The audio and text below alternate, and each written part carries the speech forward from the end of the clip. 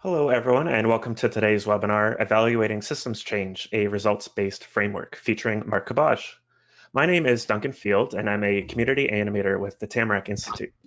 Today, we'll hear and explore an archetypical results framework that can be used to inform the thinking of any effort to change systems. But before we get started, I have a few technical details to go over. To reduce noise and distractions, we do have you all muted today, so no need to worry about any background noise coming from your line. For those of you who are joining online, I'm going to have you take a quick look at your GoToWebinar control panel. At the bottom, you'll see a question box. If you experience any technical difficulties throughout the webinar today, do feel free to type in this box and we'll be there to help you out. We will also be opening up the last 15 minutes or so of today's webinar for questions. So please type in any questions you have for Mark in this question box throughout the conversation, and we'll do our best to answer them for you. And please don't be shy. We'd really love to hear from you. Unfortunately, if you're calling into this webinar over the phone, you do not have these features. However, you can email your questions to my colleague, Rute at tamarackcommunity.ca. That's RUTE at tamarackcommunity.ca, or tweet them out. We also encourage you to reach out and share questions and reflections throughout the webinar through Twitter. Please use the hashtag TamarackConnect or tweet us directly at Tamarack Institute. It's now my pleasure to introduce our presenter, Mark Kabaj. Mark is president of the consulting company From Here to There and an associate of Tamarack Institute. Mark's current focus is on developing practical ways to understand, plan, and evaluate efforts to address complex issues. He has firsthand knowledge of using evaluation as a policymaker, philanthropist, activist, and has played a big role in promoting the emerging practice of developmental evaluation in Canada. Welcome, Mark. Hi, Duncan. Hi, everyone. Hi. So why don't we get started? First thing we wanted to cover was, what do you mean by systems change and why is it important? Well, thanks, and thanks to you, Duncan and Tamarack, for hosting this webinar. I was looking forward to this webinar partly because of the work we're collectively doing on this results framework, which was prompted by a conversation, not a conversation, but a keynote several years ago at the Tamarack Institute's Community Change event in Vancouver. And Karen Pittman from the Forum on Youth Investment came out with this terrific quote in her keynote. Programmatic interventions help people beat the odds, and systemic interventions help change their odds. And I thought that was a poetic way of saying something that we know to be true, and that is, we have just endless amounts of very effective programmatic interventions that generate immediate and tangible benefits for people or for other kinds of missions, like improving little pockets of the ecology or working on economic development. So programmatic interventions, we love them because they're tangible and immediate and concrete. However, we know that if we're ever to get scale on tackling complex issues, deep and durable outcomes at scale, we have to think systemically and to act systemically. And I was reminded that of again a couple of months ago when I met with some folks who were refugees from Syria, and we were chatting about this and chatting about their arrival here and what was easy and what was difficult here in Western Canada. And the one fellow mentioned to me, he said, look, I do feel vulnerable here because I don't speak English all that well, and I don't know the system with police and the educational system. This context makes me vulnerable. I'm vulnerable here, but I'm not vulnerable back home. And he mentioned what his life was back in Syria, and then he looked at me and he said, you would be vulnerable, Mark. You wouldn't last 10 minutes in a refugee camp. And I thought that was important because vulnerability is contextual, depends on the systems, and we can't change vulnerability at scale without changing systems. So the case for system change is so powerful, and if you look around at almost anything people are doing right now on climate change or early childhood development, high school graduation rates, poverty, homelessness, etc., almost everyone is trying to change systems. So the why for this is abundantly clear to me, why we have to focus on systems. Very interesting. I love this quote because it really lights a fire under you. You can feel that this is an opportunity, like you mentioned, to make an impact at scale. My question is, why a results framework and why now? Well, that's also a good question, because there are lots of results frameworks out there, and I'm going to show you one shortly, or a list of some of the ones that I find compelling.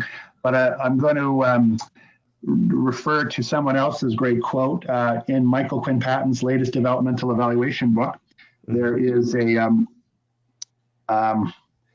woman named Donna Podums who illustrates a little, well, she shares a vignette that I think almost all of us have participated in, and I'm just going to read it out loud for you. I was, by the way, she's a very experienced evaluator, so this for her was just an illustration of multiple conversations that she had. And she said, I was asked to work with innovators in a national health program in an African country, and it could have been any country. When I started working with the group, they said, we aim to shift the health system. After listening for a few hours, I said, honestly, I have no idea what you're doing or what you're trying to achieve, and I haven't a clue about how to measure it. I don't understand what it means to shift the health system. And they looked at each other and burst out laughing and said, we've no idea either. I've experienced that we all instinctually know what we want to do, but it is our understanding of the system and what a result looks like is very implicit, and it's fragmented, and it's kind of wobbly. And when we do evaluation, we want things to be explicit and shared and robust. And so this fuzzy understanding of what the it is, what a result looks like, I think is almost universal. So as we go through that, I wanted to confirm that there's so many excellent resources out there right now. When the field of evaluation is trying to catch up to the field of social innovation and social change. And there is some terrific resources out there. And I want, before we get into the one we're going to talk about, to confirm that if you're thinking about describing systems, Williams and Hummelbrunner's resource describes systems, concepts, and action is terrific. And there's many, many more. If you're interested in principles, FSG, Holly and Shriek did some terrific stuff on principles for evaluating complexity. Planning, Meg Hargreaves, we had 1,500 people in the webinar last month talking about her step-by-step guide. The Center for Evaluation Innovation has tons of great things, as does the betterevaluation.org, has so many terrific case studies. And of course, Michael Quinn Patton's work with Kate McKeag and Nan Weha-Pehena has generated some excellent examples of the overall orientation. So there's tremendous amount of resources out there. And there's also a lot of different evaluation frameworks for systems change. So when I just did my research on this, I found so many domain-specific frameworks, and I found all of them instructive, because the closer you can be to the domain and the issue that you're working on, the more granular and kind of relevant you can make a framework. So the closer you get, the more detailed you can get. And I like that. But as I looked at them, I started wondering, what if we're at 30,000 feet and trying to understand what are archetypical outcomes in general for systems change?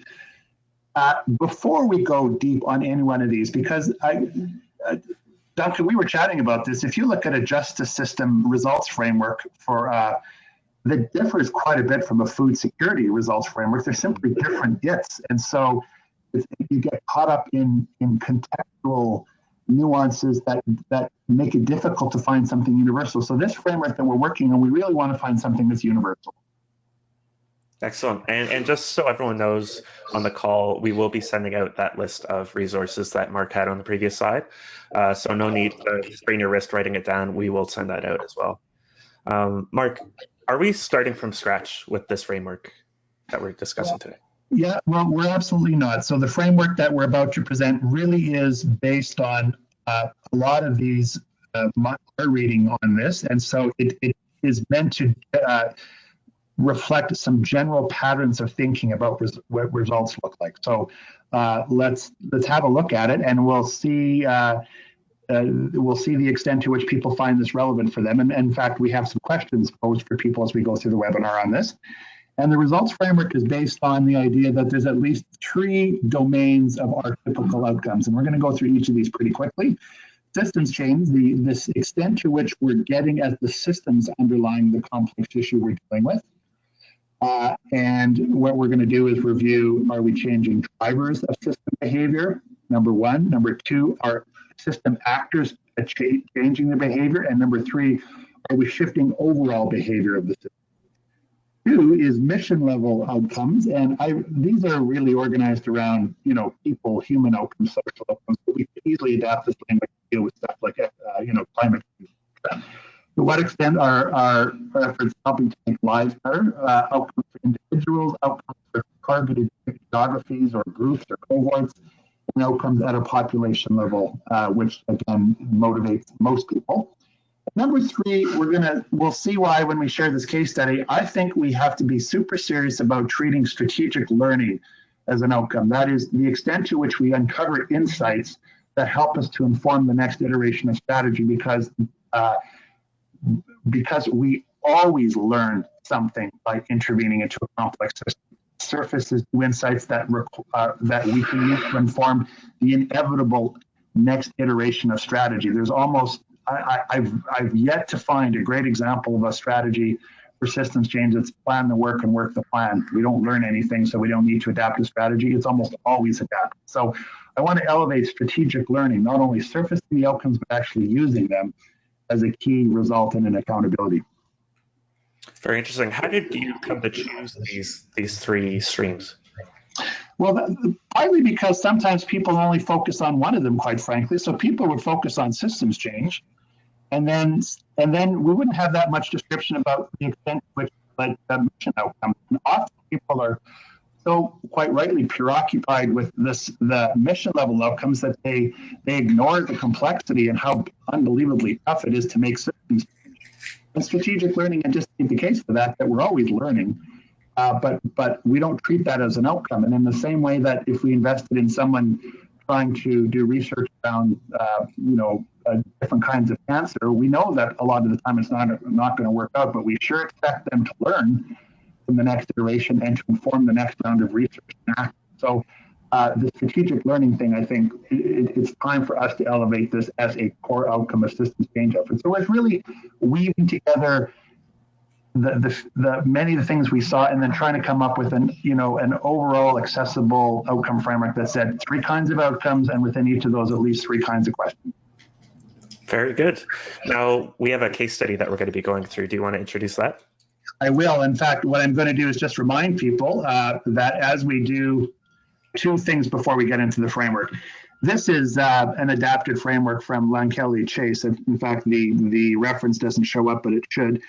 And I want to remind people that when we intervene into a complex system, it may lead to outcomes, which we're going to look at right away, but the system almost always adapts, and then we adjust our strategy. So almost all systems change intervention efforts are act, react, adapt. Act, react, adapt. So I hope that's we all keep that in mind, and we know that all evaluation of results are simply a snapshot in time. So with that in mind, I'm also going to mention one other last thing before we go into the framework, and that is two other quotes.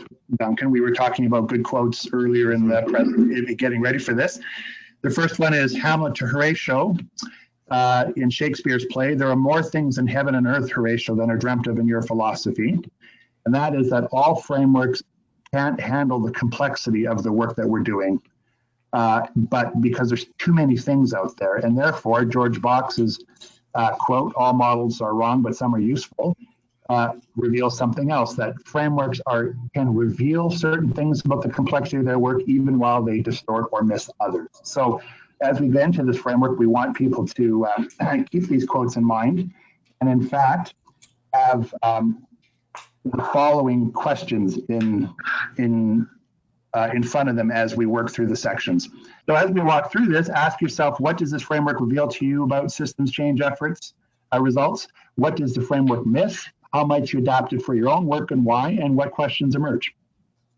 So let's actually, as you know, let's jump into, we're going to do two quick case studies or vignettes more than anything to talk about these first two kind of outcomes, and then we'll do a third one to refer to the third outcome.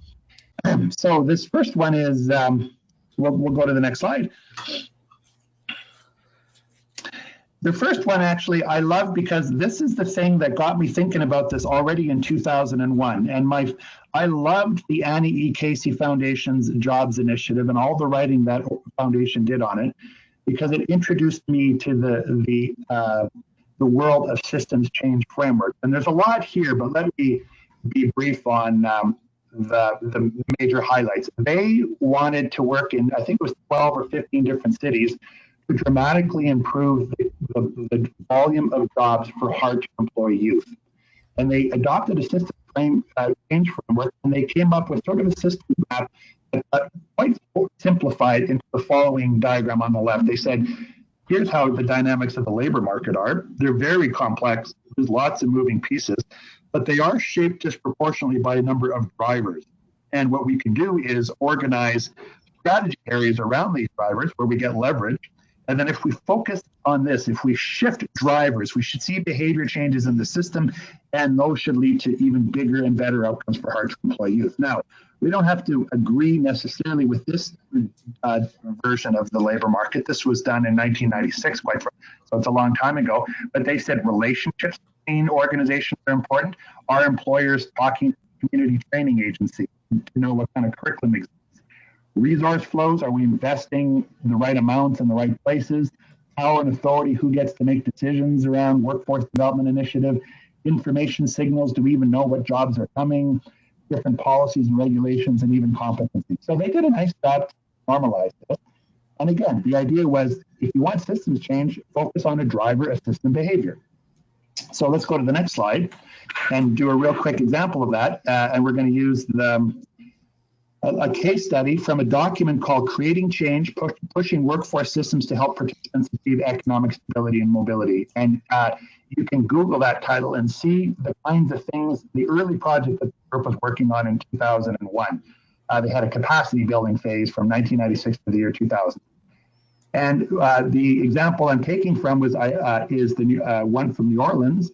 And I interpreted that case study using the lens that we just described, the mission level outcomes and the systemic outcomes. And the story was, there was a large number of hard-to-employ youth, particularly in the language of the report at the time, visible minority communities. There was also manufacturing employees needing trained employees for jobs. There was an uptake in manufacturing jobs. So the Delgado Community College training, which was the biggest regional college in the region, I should say, was deemed dated and not responsive to workforce development needs. And there was a history of the manufacturing owners, including machine shop owners, being unreceptive to workforce development programs. And all of this made job prospects for the difficult to employ youth extraordinarily more difficult. So what did they do? We'll go to the next slide. So I'm just going to walk through the logic of those questions and just give you little vignettes from the case study. So if you go to I'm going to try this now, Galen, with my own PowerPoint. Number one, the Jobs Initiative Board supports the college to mobilize a congressional faith network called the Jeremiah Network and 3 machine shop employers to push for a community college business partnership. They put pressure on all 3 of those different sectors to say, let's develop something that will actually reduce the supply-demand gap between manufacturing jobs and hard-to-employ youth. So they pushed and they advocated as a network. And the idea before was they were a fragmented group before. Never before had there been a network. So simply creating a new network and pushing and advocating for change began to change system behaviors. What that led to was that the college began to adjust its practice, relying only on student fees to invest in their programs. And they had historically relied solely on student fees to pay for their operations, which actually led them to have the lowest per student investment rates in that part of the states, apparently. So they expanded their efforts to find resources, and they got $12 million from the state and an enormous equipment donation from an industry-leading manufacturer called Haas. And the arrangements there was that Haas would give them equipment they no longer used, but updated every 2 years. They also upgraded their curriculum to meet national standards and to do it in partnership with the local businesses, and began to work with create a workforce development pipeline from people from the Congregational Faith Network, Jeremiah. What did this do? It led to a new training facility, new equipment, and a new curriculum in the biggest college in the state, and other employers began to sign on to the initiative. Now, that's significant because the biggest institution in the region is beginning to develop a response to the manufacturing and employee supply demand gap. What we don't have in this case study as of yet is whether these set of practices and movements tip the system. We don't know that from the data we have so far, and therefore we don't know if that overall system change generated the following results. To what degree did people from the Jeremiah people are participating in the program and they get better jobs and complete training? We know if we had targeted outcomes with the Jeremiah Congregational Network, and we certainly don't know, but it's unlikely at this point that we would have seen overall population level changes because of the college adjustments in behavior. So I wanted to start with this because we start using the results framework to inquire about different level outcomes, and there's a sequence to it, but we looked at something that was relatively early days. So I'll just let you make any observations on this that you like, Duncan, before we get to the second one, but I already find some value in interpreting even other evaluations using this results framework. Yeah, it's interesting to see how limited it is, especially in what really information you have about cause and effect at the end of it. In this context, what kinds of evaluation would be helpful here? Well, this is a great, that's a good question, because when it comes to evaluation, which methods we'll use almost always can be responded with the answer, it depends. So if you think about drivers, if we go back up, I'm going to go back up. I won't go back up because it requires too many dots here.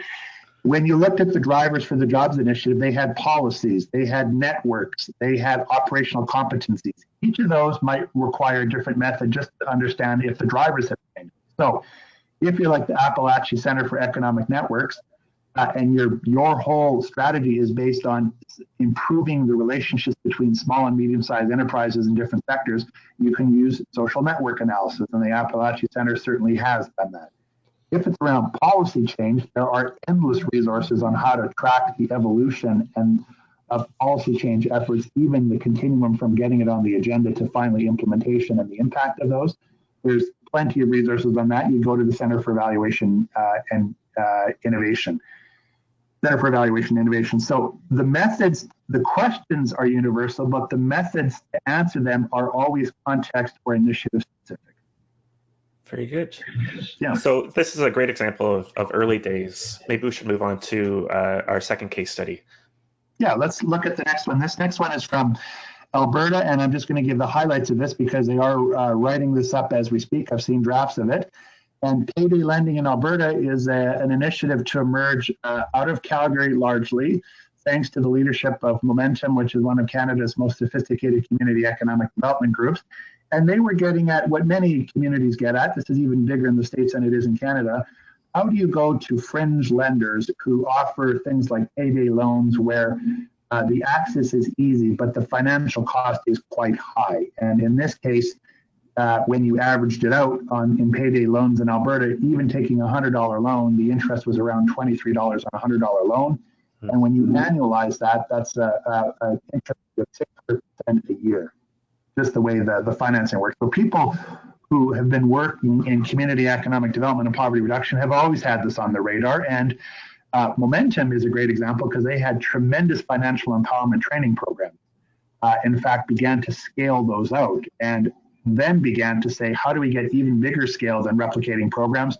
What if we go directly at the systems that generate fringe lending in the first place? So this is their story, and again, it's a brief part of the story, but it's a story that has evolved a little bit more than that case study we saw in New Orleans. So let's take a look at the same set of questions, this inquiry framework of what kind of results that generate some interesting findings. Number one, they really increased one of the drivers of system behavior, which was simply the awareness of civic leaders that this is an issue. They did tremendous research that they shared with the Calgary Herald, and the Calgary Herald editorial board unanimously agreed to start following this in their newspaper. They raised the awareness amongst civic leaders in Calgary as well as provincial leaders in Edmonton. And they even got on board a small group, I think it was 4 of influential philanthropists who began to say, this is an issue. We need to do something about it. So that's the driver, increasing awareness and will. They did also have quite a bit of influence on 2 municipal bylaws that affected the licensing and the location of different initiatives, including how close together these initiatives, these payday lenders were. There's a place in Calgary called International Ave where they had 18 fringe lenders all on the same avenue, 11 which were providing payday loans, and they were quite concentrated. And so this was, in the words of Lisa Caton, who's involved in Momentum, a bit of a long game because people were grandfathered into these, will be grandfathered into these legislations, but right up front they're saying, let's not create such a concentration of these places all in one place. They had their most profound influence on a big driver, which was the Provincial Act on Predatory Lending, which was introduced by the government 2.5, 3 years ago, which introduced a whole bunch of changes, including lowering the rates on what could be charged on payday loans, requiring a whole slew of consumer education as people came into the lending environment, and made some adjustments around being able to pay in installments. They weren't just satisfied with that. They also did some pilot programs with progressive financial institutions like credit unions to provide something called cash crunch loans. We'll see that up shortly. So they pushed a lot of drivers currently, and it led to some behavior changes. And those include the behavior changes. Some of them were mechanical. They were payday lenders were required to reduce the rate from $23 for $100 loan to $15 a low loan, which now is the lowest rate in Canada. More progressive institutions now start offering cash crunch loans, and future fringe lenders in Calgary are already going to be regulated by their location and the concentration. So actors change their behaviors. Now, the big question is, did we have enough actors changing some critical behaviors to tip the system? Now, we don't know what tipping a system always means, but we know that just because a few people do things, it doesn't mean the overall system behavior has changed. Well, in this case, we have seen systems change. As of the last year, the government of Alberta has found that of the 260 payday lenders in the province, there was a dramatic reduction, almost by half. Yeah, that's right. So we know that they've turned the curve on the sheer numbers of payday lenders, and we don't really know how many people yet, even though there's some data, but it hasn't been assessed yet, on what the uptake has been on cash crunch loans from the financial institutions. Now, so what does that mean? Is there any outcomes for people? Well, let's take a look. We know that thanks to some research by Mount Royal researchers, and that research will come out soon, participants are experiencing lower costs in the cash crunch loans as well as the payday loans. They love the installment model, and there's no reported increase in online borrowing, except that those who would be normally doing online borrowing have continued, and those who are now experiencing these new lending things haven't increased their online borrowing. So this was a worry because people thought people would adapt their behaviors and go to online lending, which is harder to regulate than the payday face-to-face lending. The next thing is really interesting. The number of payday lenders on International Ave, which was 18 in general, but the ones offering payday loans has shifted from 11 to 8, and apparently most, if not all, of these programs are no longer offering payday loans. Did we achieve population-level outcomes? Well, the government reports that payday lending in Alberta dropped from 500 million in 2014 to 15, which was before the Predatory Act was enacted, to 285 million in 2017. And they estimate that at least $10 million in saved fees. The Calgary group of philanthropists actually thought the estimate was much, much higher by a factor of 3. And so there is some estimating going on here, but you'll see once again, Duncan, that the questions are universal, but how to answer those questions depends on a case-by-case study, a case-by-case assessment of an initiative. But this is a relatively complete story of a systems change. Now, it's incomplete in the sense that this group hasn't stopped. They've tackled some of the drivers around systems change and predatory lending, and they have their story continues because I'm now working on some national level legislation on usury fees. So I love this quick example, and again, it illustrates that there's different kinds of outcomes we might want to pay. Yeah, it's great to see the two set in contrast to each other. What do you think the biggest difference between this case study and the previous would be?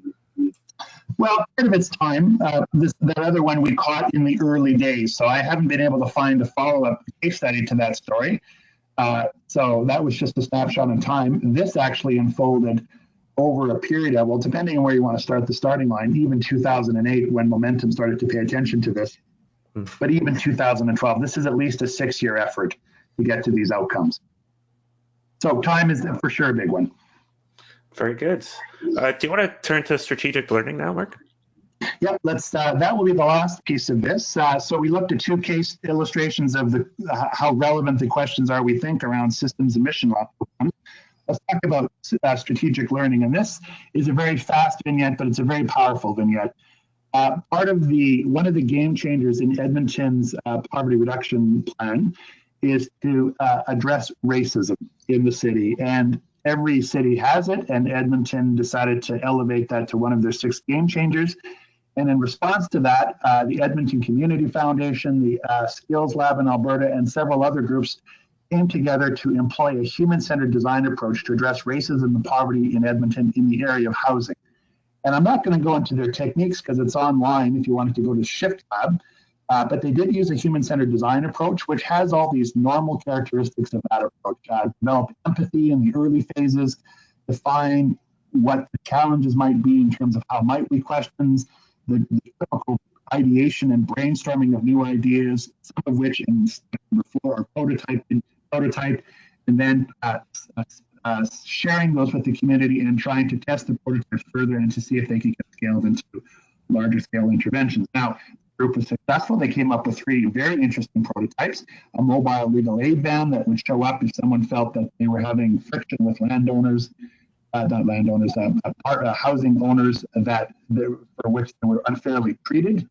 A diversity certification program for housing suppliers to show that certain housing apartment dwellers and rental owners are certified in terms of providing space that is inclusive and diverse. And finally, some engagement ideas and some data called Journey to YIMBY, Yes in My Backyard, where people would demonstrate through data and relationship building that even introducing affordable housing, which is a dog whistle for some people, that their property values are going to go down, isn't really affected by the property values aren't affected by affordable housing, and a whole bunch of training on issues related to diversity. So 3 fairly interesting prototypes. And if we're using the first sets of questions around systems change and mission level outcomes, we're not even there yet. It's too early days, Duncan, but it is a great example of what we learn from the strategic learning perspective that informs the next iteration of strategy. Now, here's what we learned. We're using here now an adaptive version of triple loop learning, which some people have heard about. What are we learning about what we are doing? What are we learning about how we're thinking about the issue? And what are we learning about how we are being? So it's just a very nice way of organizing the work. And we didn't fully organize this in the report. You'll see the link on the bottom of the page there. But it is a useful way to get a bird's eye view of the kinds of things that got developed. Now, here's the first one. Duncan, if I'll ask you to move the next bubble here, it's not moving for me.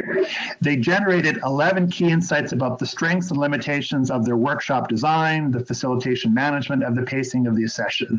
So there's a whole bunch of things around, are we doing things right? And they were constantly adapting to that. So the sort of single loop doing things right, they learned some important stuff and adapted fairly quickly, and will draw upon for phase 2 of their work, which we'll talk about shortly.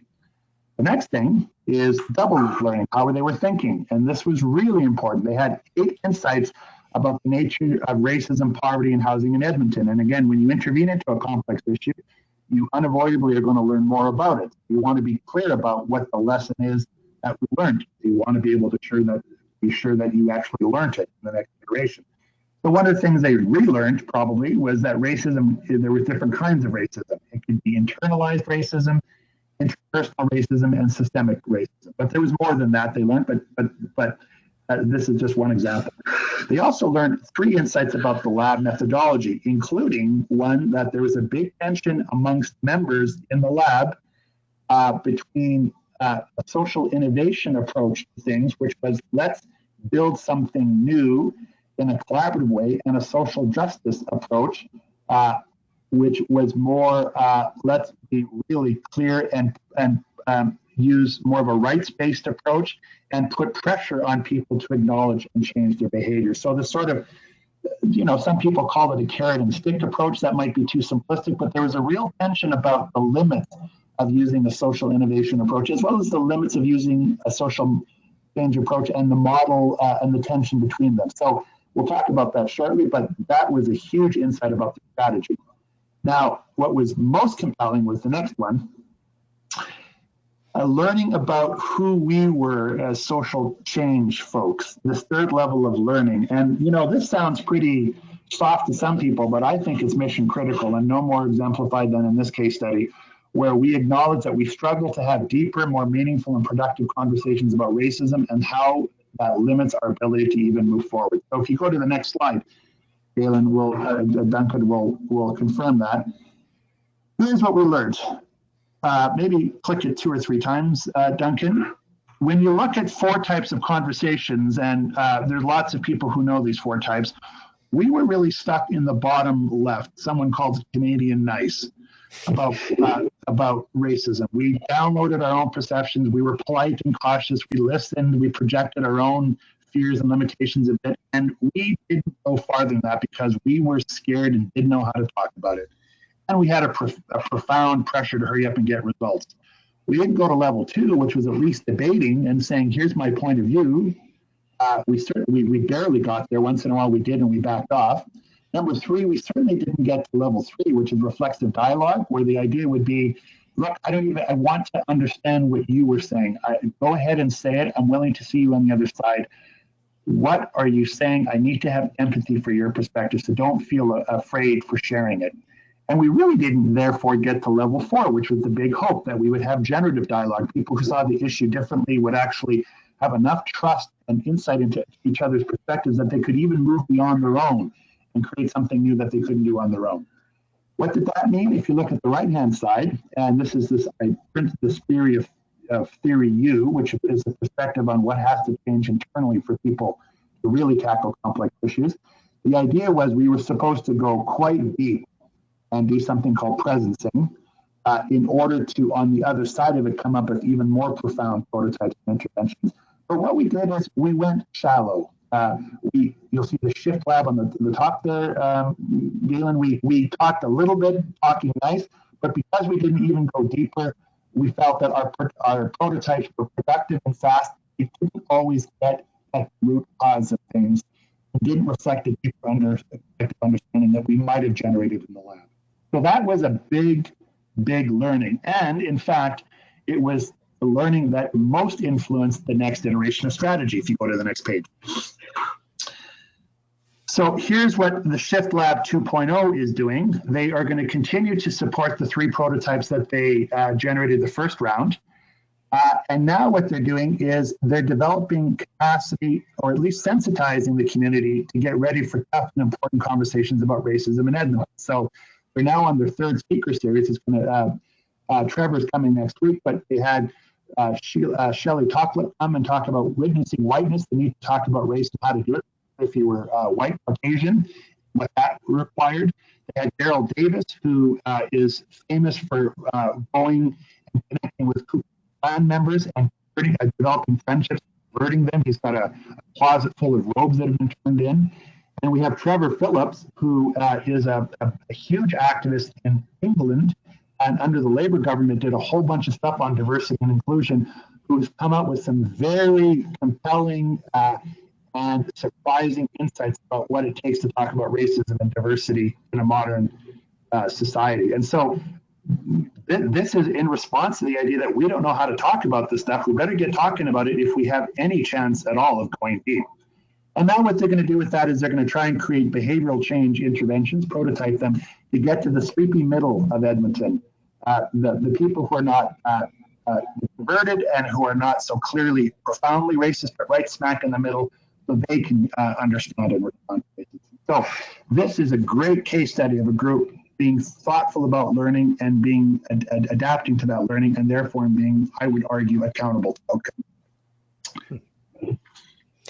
Just a quick question for me, just to clarify, why is strategic learning therefore an outcome as opposed to a means? I think this is a great example because there's clearly a 1.0 and then a 2.0, and without the strategic learning, the 2.0 wouldn't be as informed as it is. But why does it get elevated to that level of outcome as opposed to process? Partly because I think it's too narrow just to think about an outcome as, shifting a system or mission. We don't elevate, if we don't elevate it into a serious consideration, people are going to do the superficial, we changed a policy and we hit some, we got a couple of people level benefits, but we have no ability, we have not demonstrated that we're actually deeply learning about the issue and adapting. So it's as much about, what we measure, we treasure. We need to treasure learning in a way that we haven't treasured, and adapting to learning in a way that we haven't done before. Actually, there's a great phrase. Everyone talks about lessons learned, Duncan, but how do we demonstrate that the lessons have actually been learned? It's quite a flippant exercise quite often when you go to sessions and people say, we learned this and we learned that. Well, it's not a very well crafted learning. We don't know how deeply we've learned it. And if we haven't adapted to it, maybe we actually haven't learned it. And so just on any complex issue, if it's inevitable that failure is endemic, but learning should also be endemic, simply elevating it to be as important as the other two, I think is critical. Again, if we assume that it's going to be a long-term process of adaptation. Yeah, basically, if failure is inevitable, then the learning from that failure should also be inevitable. All right, nicely put. Yep. Very good. We just have a quick question from the audience from Paul. Just wanted some clarity from regarding when you speak about the we as you're addressing the dialogue in the anti-racism initiative, who does we refer to?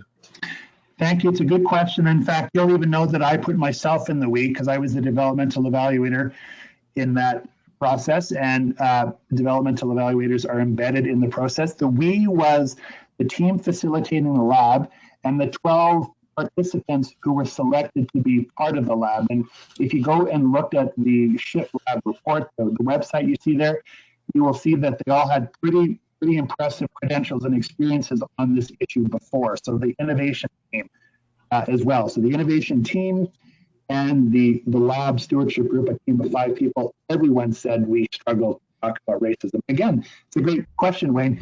These are people who normally on a one-on-one basis are quite able to talk about this, but we struggle to do it as a group. And therefore we are a microcosm of the larger society.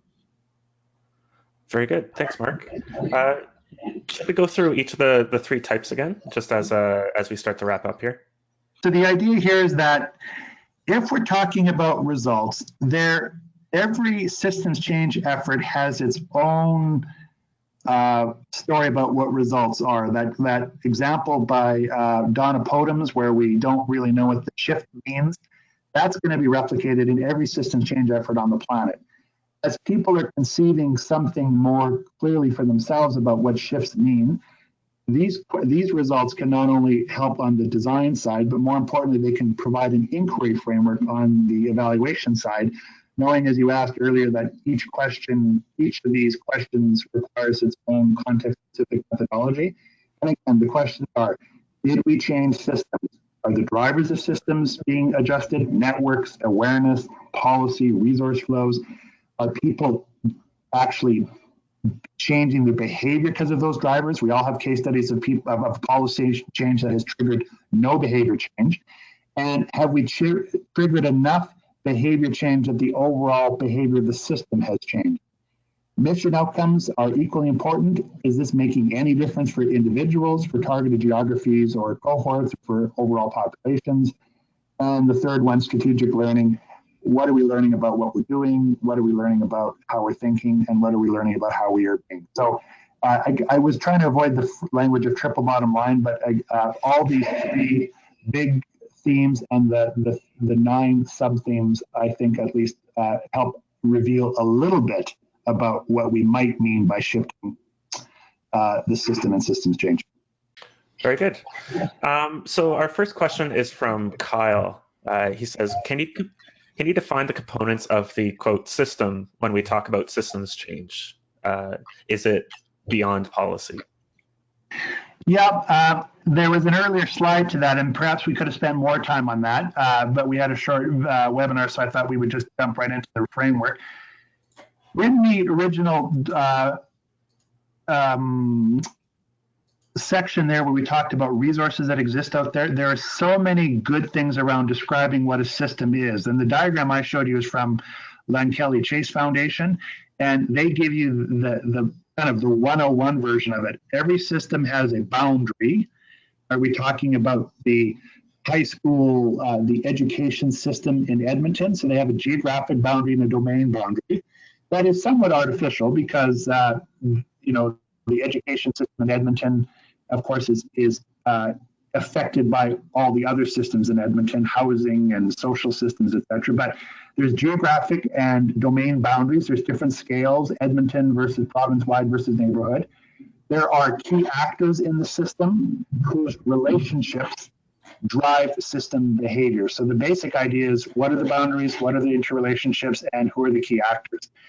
As you build up from that, there's every system you can understand by going even deeper with a lot of other types of questions and methodologies. And that system planning description resource at the very beginning of the webinar outlines a lot of those in practice. If you're really interested in getting a quick hit on those, Meg Hargreaves, also her planning evaluation systems change webinar, touches upon some of those as well. So everyone has to define their system up front, and that each will have their own unique shifts in a system. So hopefully that works. In fact, Galen, what we can do is send a video out after this of a very nice systems change evaluation framework done by Kylie Hutchison and colleagues in the United States, which explores what does the system look like in healthcare intervention. Yeah, that would be excellent. I'll be sure to connect with you to include that in the email. We have another question from Wayne.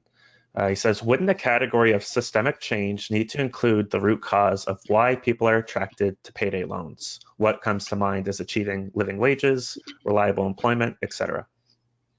Absolutely. And Wayne, it's the systems change includes one of the key actors in that system are the people who are taking out loans. And when they did a little bit of, when they've done research on this, particularly using human-centered design approaches, one of the things they found, and I just learned this last week, is when you go into a bank or a credit union, et cetera, not only does it take a long time to get a loan approval, but people start asking you a lot of questions about why you need that loan.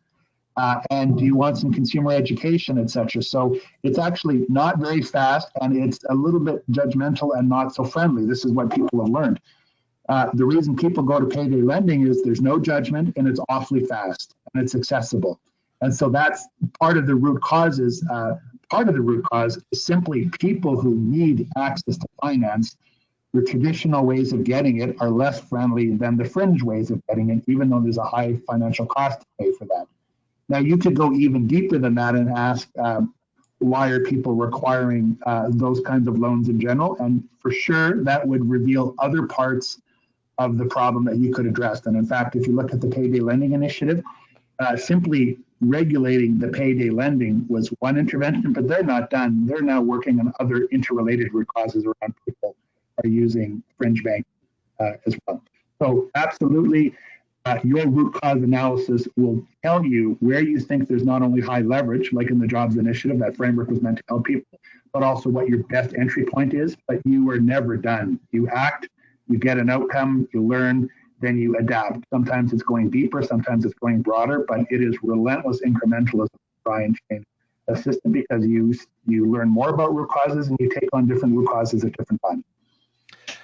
And just a comment from me, I assume as you kind of spread out to look at more of those interrelated root causes, that brings its own difficulties and challenges in terms of, whether it's scope creep or something else, but I imagine that gets much more complicated. Absolutely. And in fact, we just talked about what does the result look like, not what do you do with the feedback that you get. You're always asking, so what, now what, when you get feedback on your results? What is the highest and best use of our time? And that is purely in the domain of strategy making, which is a different webinar, as you know. But what you do with the results is another story entirely. In the case study that we had here with the Shift Lab, we know what they did with the results. They reacted strongly to the mission critical insight that they were uncomfortable talking about racism, right? The core of it. So they went deep. In the Payday Lending Initiative, after 6 years of working hard, their next iteration is to go start working at the national level to work on the usury legislation, which they think can even have a bigger impact. And again, we don't know what happened at the level of the college in New Orleans, but that would be a good story to follow. Very good. We have another question from Marika. Can you speak to the disposition and emerging competencies of system evaluators, i.e. more mindful practices, etc.? Oh, that's a good one. I do think, by the way, your question was reiterated in Michael Quinn Patton's and McKegg's and Weha Pahana's latest book on developmental evaluator exemplars, principles and practice. So if you had an urge to go there, you might find a little bit more. I think systems thinking and system techniques are still in the relatively early days of adoption because there are so many terrific resources out there around methodologies that the methods out there exist, but our ability to understand which methods to use and mind to facilitate and implement at some degree of capability is still quite low. So our understanding and the use of the toolkit is quite low. Number one, and number two, and I think I'd be willing to send this out too, Galen, if we are setting up a follow-up resources. I found a very good resource on the reflective practice and complex systems around complex issues and sort of like a self-awareness checklist. And I thought that was also useful as well. It was one of those things that gets to triple loop learning. How are we being and how aware we are about our own emotional triggers around systems thinking. So I can send that out as well. But it's still an emerging field, so even answering the question is difficult. But those two things provide some of the answers. The development evaluation book and this follow-up we'll send on a self-awareness checklist. Very good. I have one last quick question. We can't get to all the questions, unfortunately. But this one is from Heidi. Where would theories of change fit into this framework? Very nice. Thank you, Heidi. Maybe we can also send this out to Galen. Duncan. Sorry, Duncan. We can send out a resource on the strategy continuum. And what I like about the strategy continuum is theories of change are useful devices, but they're only one device to help innovators conceptualize their intervention. In fact, theories of change have been constructed almost primarily by evaluators because we need something clear to evaluate, and theories of change is our preferred approach. But lots of social innovators don't use the theory of change. Some of them don't even like it, and it's not very good. In the early days of a system change effort, you don't have a theory, but you have a hunch. You have an opening move. You have a hunch of change more than anything. And the strategy continuum says there's at least three kinds of strategy. Emergent strategy, where you're trying to tackle a complex issue and the systemic nature underlying it by thinking with your hands. You take little things on. You start probing around the Payday lending. You start mucking around with Delgado College and saying, well, let's at least get a new training center going. Not a full-fledged strategy, but it is, here's a piece of the problem. Here's a piece of the challenge. Let's get to learn more about it and see if we can get it unstuck. And what you do is that through relentless experimentation and trial and error that over time strategies emerge. And so emergent strategy says don't even try and do a theory of change. Watch a theory of change emerge as people experiment with things, and your job as an evaluator is to track that. Umbrella strategy is where you have the second kind of strategy on the continuum, is where you have an end game and you may have some principles and some domains and some parameters to work with, but still a lot of improvisation and experimentation within that. And you can kind of use theory of change there as one way to conceptualize umbrella strategy, but there's other ways of doing it too. Boundary planning is one, and there are others. The third way is a detailed strategy. That's the third type of a continuum, from emergent to umbrella to detailed. And that's really where theory of change shines, but the conditions required to do a theory of change are really tough there, because you need a high level of certainty and consensus amongst your innovators that this is the way to go to make a change. And we often in systems change simply don't have that high level of certainty. It only emerges over time. So we'll send that resource out as well, and you'll see that theory of change out of the 12 or 18 methodologies you discussed is only one way of conceptualizing system change intervention. I think that's about all the time we have for our discussion today. I'm going to move into just a few quick announcements, but Mark, you have an announcement about a paper that's going to be coming out with the Tamarack Institute quite soon.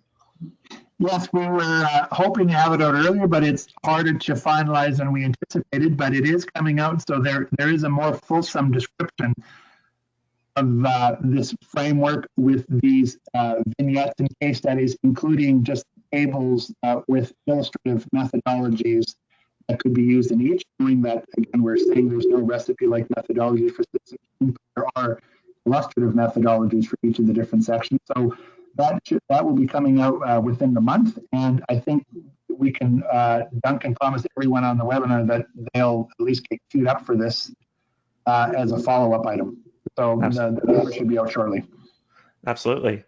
We do have one other announcement just regarding an event that we have coming up that you might be interested in. This November, we're offering a prototyping for community change workshop. The Winnipeg workshop is happening today, but we do have another workshop coming up on November 30th in Guelph, Ontario. And you can join Galen McCluskey and learn how to prototype new ideas and programs and discover how to scale up your prototypes to make an impact in your community. Be sure to check out the link below, which is also included in the email that you'll receive, along with a full recording of this call and many of the links and resources that Mark has mentioned. Thank you again, everyone, for joining us today and for sharing your great questions and comments. And thank you, Mark, for sharing your wisdom.